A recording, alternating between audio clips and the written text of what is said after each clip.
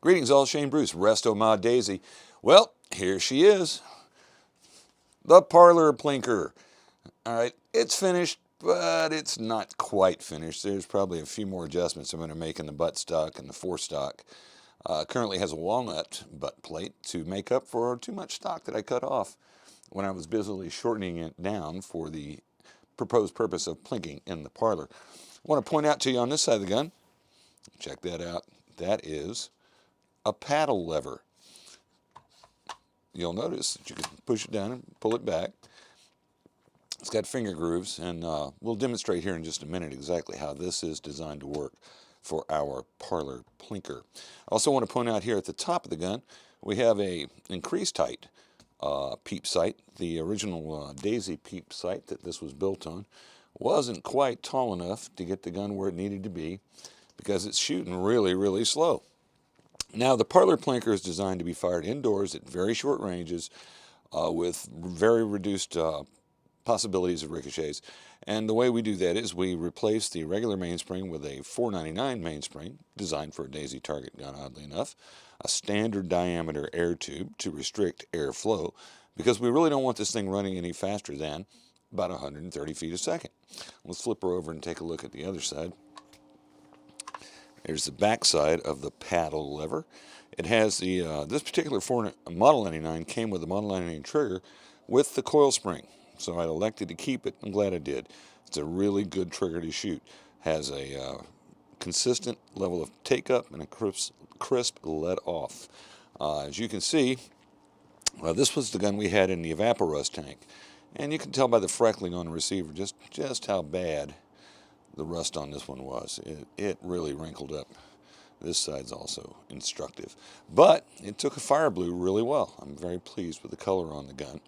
It's equipped with a Model 25 current production 50-shot force-feed magazine. Now, the philosophy behind the Parlor Plinker is that you don't have to dismount the gun to shoot it. And that is why we have installed, as part, this lever has an extended pickup curve on it. So it's a zero contact lever. And if you'll notice some scribblings here on the bench top as we were working on this project, this was the original. This is as far as the lever would have went originally, way out to here, a long stroke. But by extending the nose of the lever, it only comes out that far, which is 90 degrees, perpendicular to the bore, fairly short stroke. The buttstock is the way it is because I messed up, but hey, we'll correct that on the next one we build. Now I want to show you, or give you an example of what it looks like when you shoot it. So, the paddle lever, gun is shouldered, target is acquired, but the paddle lever is where your grip stays. So you line up on your target, you pull the trigger, like so, but at that point in time, you push forward, pull back. You don't shift your thumb. You stay on the paddle lever. That's important because there's none of this cock the lever, pull it back, rest your thumb up here. You don't have to break your grip. Your grip stays on the paddle lever. And just to give you an idea, swing it around behind me so they can actually watch the BB go to the target. I think that's one of parlor guns.